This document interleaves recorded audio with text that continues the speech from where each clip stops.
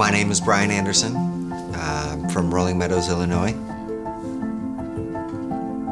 I'm 37 years old, joined the Army in 2001, left for basic training on September 11th, 2001. I was actually proud to be there in that moment.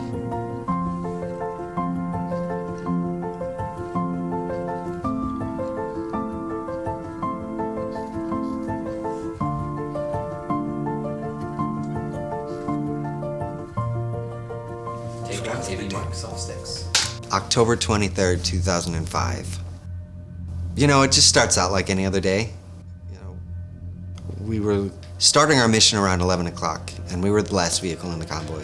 Kenny said something to me, and I looked over, reached in my pocket, and I grabbed a cigarette. And Kenny was talking still, so I looked at him, and I went to go light it. And it was almost as if me lighting it triggered the explosion, because I saw the spark from the lighter and the flash from the explosion at the exact same time. And then it was pitch black. When the explosion went off, it instantly cut my legs and my hand off. My legs were in the floorboard, my hand was in the passenger seat. Wade and Kenny grabbed me, and Brad pulled me out, and I got like a really good fresh breath of air. It kind of brought me back a little bit. And I'm looking up at them, and they're freaking out. And that's when I noticed that my index fingertip was missing. And I could see into my hand, like the shattered bone, the torn ligaments. My sleeve was hanging down, blood dripping. And that's when I was initially kind of just like, they tried to force my head back down to the ground, hoping I wouldn't see what had happened, but I saw what had happened. We laid there for 12 minutes waiting for the helicopter to land. And it literally felt like 3 seconds from the time I closed my eyes to the time I opened them again. And when I opened them, my mom's face was there. My mom was there. I was lucky one that he woke up when I was in the room with them. I kept saying, "You're safe, you're safe, you're safe." It was a day when I walked in and I could tell he was irritated from the day before, and I'm like, "All right, Bryan, you know, you really only got 2 choices here."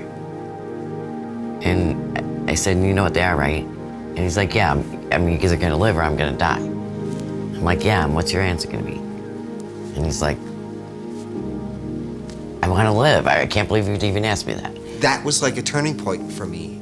Be depressed or have fun. And I'm just like, I'm gonna go out and have fun. Like, I still got stuff to work with. And so you adapt and overcome.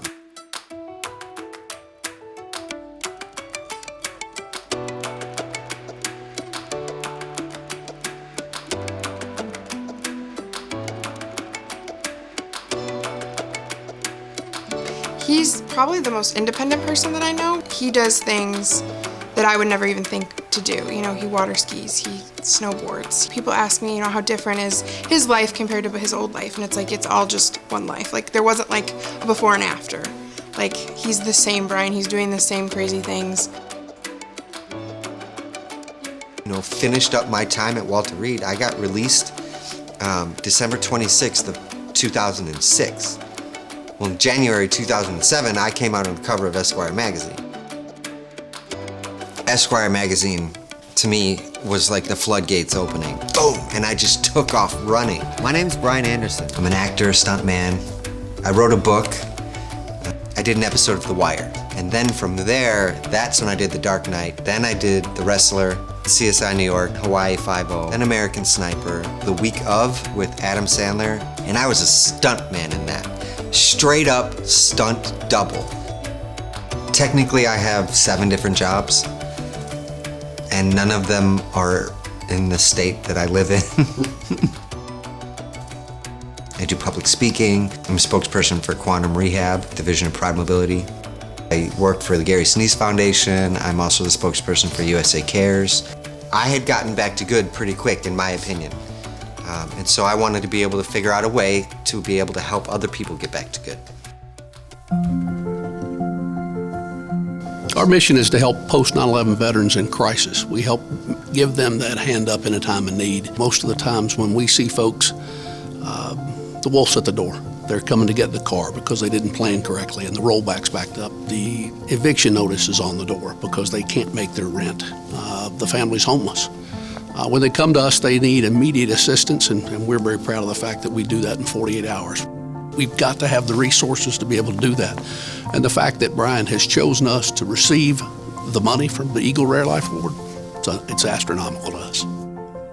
I can't thank Eagle Rare enough for this. It's a huge contribution that will go towards helping a vet recover from PTSD, keep the lights on in his home, or keep his home and keep his children from having to live out on the streets. Bryan is always about giving back more than he received. Bryan's a hero. Bryan's a hero because adversity has never gotten him down as long as I've known him.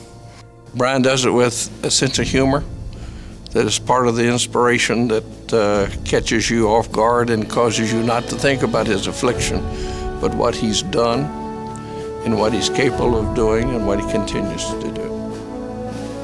I just learned, no matter what your adversity is, no matter what it is, you lose 2 legs and an arm, you can still change lives, you can still motivate and inspire people. He's just an amazing person. He's to go through what he's gone through and have the outcome that he has right today is just, it's crazy. I can't even imagine it. He's turned a bad situation into a ton of good, like every day. I really don't think any of that would happen if I had a crappy attitude. I think it was my attitude and openness and willing to just accept the opportunities and put myself out there and not care what other people thought. I just did it. And because of that, I have an extremely great, extraordinary life. I'm trying to change the world.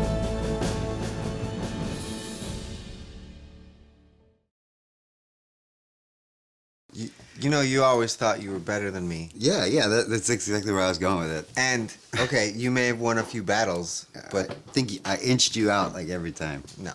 You were close. I win. I'm better. Always. I Like mean, what? even... In what? Sure. Okay, like, I want to be taller than you. Yeah, you're always an inch short on that, too. I was. Well, I'm just gonna go and be taller than you. I can grow, you can't. No.